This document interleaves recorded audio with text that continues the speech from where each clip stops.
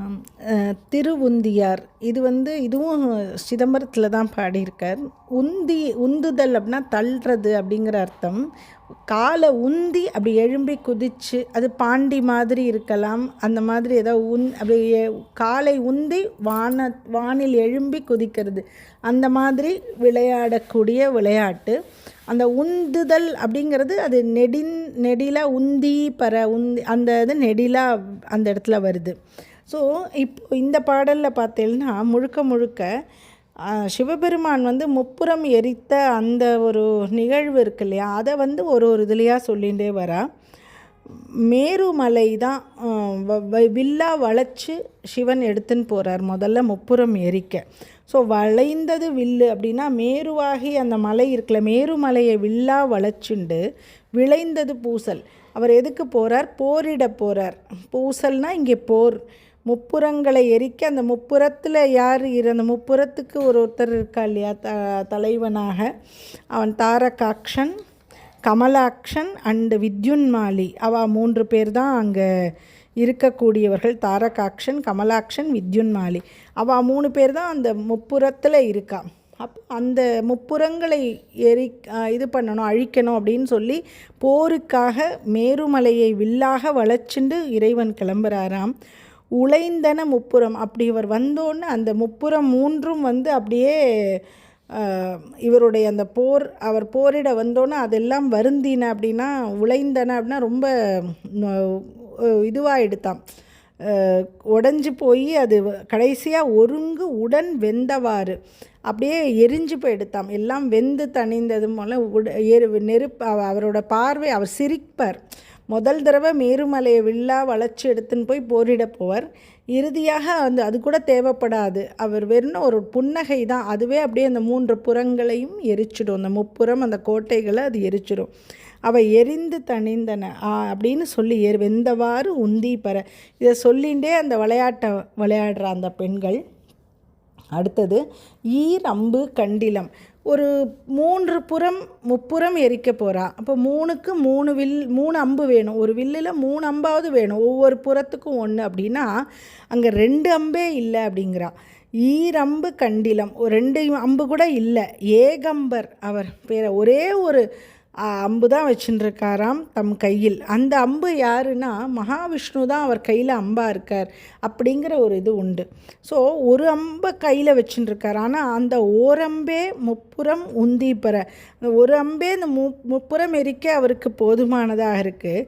அதுவுமே தேவைப்படலை. ஒன்றும் பெருமிகை உந்தி பெற, அது ஒன்றே ஜாஸ்தி. ஏன்னா அவருக்கு அந்த அம்பே தேவைப்படலை, அவர் தன்னுடைய புன்னகையாலேயே அந்த முப்புறங்களை எரிச்சிட்டார் அப்படின்னு சொல்லிட்டு நீ உந்தி பற அப்படின்னு சொல்லிட்டு அந்த பாடல் வருது. அடுத்தது தச்சு விடுத்தலும். தச்சு அப்படிங்கிறது தைத்தல் தைக்கிறது அப்படின்னு சொல்லுவோம் இல்லையா. அப்படின்னா என்னென்னா அரேஞ்ச் பண்ணுறா, ஒரு தேரை அவருக்காக அவர் அரேஞ்ச் பண்ணுறா. அவள் ஒன்று எல்லாத்தையும் அதை செட் பண்ணுறா. எப்படின்னா பூமியை அந்த தேரோட அந்த ஒரு மேடம், அந்த ஒரு இது மாதிரி உட்காரக்கூடிய அந்த இடமாக தட்டாக மாற்றுறா. பூமியை தட்டாக மாற்றி சக்கரமாக சூரிய சந்திரர்களை தேர் சக்கரமாக மாற்றுறா. ஸோ அப்புறம் மேருவை வில்லா மாற்றுறா. பெருமாள் அந்த அம்பா மாறுறார். இப்படி இது எல்லாமே அந்த செட் பண்ணிட்டு அவர் அந்த பூமி அந்த தேரில் அவர் அடி எடுத்து வைக்கிறாராம். ஸோ தச்சு விடுத்தலும் தாம் இடி இட்டலும்னா தன்னுடைய அடி எடுத்து அதில் வைக்கிறார். அந்த தேவர்கள் இந்த தேரை அவருக்காக வடிவமைச்சு தந்தோடனே அவர் அந்த தேரில் கால் வச்சு இப்படி ஏறுறார். அதோட அச்சு முறிஞ்சுடுறது, தேரோட அச்சு முறியறது. அச்சு முறிந்ததென்று உந்தி பெற. ஆனால் அச்சு முறிந்தாலும் அடுத்த முறை என்ன இது அந்த அச்சு முறியறது தான். அதுக்கப்புறம் விநாயகரை வேண்டி திரும்பவும் அந்த தேரில் போய் அவர் ஒரு புன்னகையாலே அவர் அழிச்சிட்டு வருவார். அழிந்தன முப்புறம் உந்தி பெற. இந்த இதில் பார்த்தீங்கன்னா முப்புறங்கள் அழிப்பது அப்படிங்கிறது என்ன அப்படின்னா, டைரெக்டாக சொல்லும்பொழுது நம்ம வெறும்ன முப்புறம் அழிக்கலாம். மனசில் உள்ள நம்ம ஆணவம், கண்மம், மாயை அப்படிங்கிற அந்த 3 மலங்கள் அதை அழிக்கிறார். அவர் இறைவனுடைய அவருடைய அந்த அழிக்கணும்னா நமக்கு அந்த மனசில் அந்த இறைவனோட அந்த நினப்பு வந்ததுன்னா இந்த மலங்கள் நம்ம மனசுலேருந்து போயிடும். ஸோ அந்த இறைவன் நம்மளை வந்து காப்பதற்காக நம்மளோட மும்மலங்களை அழித்து நம்மளை காக்கிறார் அப்படிங்கிற மறைபொருள் அது. அதே மாதிரி தான் அவர் கால் வச்சு ஏறினோன்னு அச்சு முறிந்தது அப்படின்னு சொல்கிறோம் இல்லையா. அப்போது அவர் கால் பட்ட உடனே நமக்கு அப்படி எடுத்தது, அப்படி அழிஞ்சது அப்படின்னா என்ன அர்த்தம்னா, நம்ம ஊழ்வினை இருக்குல்ல, அதான் அச்சாம், நம்மளுடைய கர்மா. அவர் கால் பட்டோன்னு அவர் நமக்குள்ளே மனசுக்குள்ளே அவர் அடியெடுத்து வச்சுட்டாருன்னா இறைவன் நம்மளுடைய கர்மா அழிஞ்சிடும் அப்படிங்கிற அர்த்தத்தில் அது அந்த அதோட உள்பொருளாக அதுவும் இருக்குது. அடுத்தது உய்யவல்லார் ஒரு மூவரை காவல் கொண்டு. அப்போது அந்த 3 புறங்களை எரிக்கும்போது அது எல்லாம் எரிஞ்சு போயிடுது, மொத்தமாக நெருப்பில் அழிஞ்சு போயிடுது. ஆனால் 3 பேர் திப்பிக்கிறா. அதில் சுதன்மன், சுஷீலன், சுபுத்தி, அந்த 3 பேர் மட்டும் அந்த முப்புறம் எரிச்சதில் தப்பிக்கிறா, உயிர் தப்பிக்கிறா. அவள் 3 பேர் மட்டும் உயிர். அதில் 2 பேர் வந்து சிவபெருமானோட துவாரபாலகர்களாக ஆயிடுறா. ஒருத்தர் அவர் டான்ஸ் ஆடுறார் இல்லையா, அந்த டான்ஸ் ஆடுறதுக்கு மத்தளம் வாசிக்கிறதா அவர் அப்படி ஆயிடுறார். ஸோ அந்த 3 பேர், அதனால் உய்ய வல்லார் அப்படின்னா அந்த 3 எரித்து அந்த முப்புறம் எரிக்கும்போது அந்த பிழைச்ச அந்த 3 பேரையும் காவல் கொண்டு, தனக்கு காவலாக கொண்டு, துவாரபாலகர்களாக அவளை கொண்டு எய்ய வல்லானுக்கே உந்தி பெற. அப்படி முப்புறம் அறிந்திரும்படி அம்பை எய்தவனுக்கு உந்தி பெற, இளமுலை பங்கன் என்று உந்தி பெற.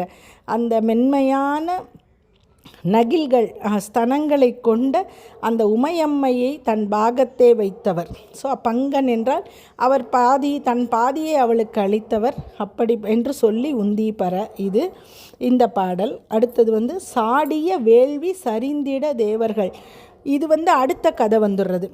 இப்போ அப்படி நீங்கள் பாடுறேன்னா 4 வரைக்கும் தான் இந்த ஸ்டோரி வருது, முப்புறம் எரிக்கிறது. 5வது பாடல் பார்த்தேன்னா வீரபத்ரர் வந்து அந்த தாக்ஷாயணி வந்து தக்ஷனோட யாகத்துக்கு போகும்போது தன் கணவன் அவள் மதிக்கலையே சிவபெருமானன்னு சொல்லி அப்பாட்ட கேட்க போகிறா. அவளையும் அவமானப்படுத்தும் போது அவள் அந்த யாகத்தில் தன்னை அர்ப்பணிச்சிக்கும் போது அந்த கோபத்தில் சிவன் வந்து வீரபத்ரரை ஏவரர். அவர் அந்த யாகத்தையே முழுவதுமாக அழிக்கிறார். அந்த கதையை அது சொல்கிறது. சாடிய வேள்வி தீ வந்து வீரபத்ரரால் முழுக்க அழிக்கப்பட சரி தேவர்கள் வந்து பயந்து ஓடுறாளாம். வேள்வி சரிந்திட தேவர்கள் ஓடியவா பாடி, அவர்கள் பயந்து போய் செதறி ஓடிடுறாளாம் இந்த வீரபத்ரரோட கோபத்துக்கு முன்னாடி நிற்க முடியாமல். அப்போது ருத்ரநாதனுக்கு உந்தி பெற. ருத்ரன் என்பது அழிக்கக்கூடிய சிவனுடைய அந்த ருத்ரன்கிற அந்த ரூபம் என்ன அப்படின்னு பார்த்தேன்னா அழிவுக்கு. ஸோ பிரளய காலத்தில் அவன் எடுக்கக்கூடிய அந்த கோலம் வந்து அது ருத்ரன். ஸோ ருத்ரநாதனுக்கு உந்தி பெற அப்படின்னு அந்த பாடல் அங்கே அப்படி வருது.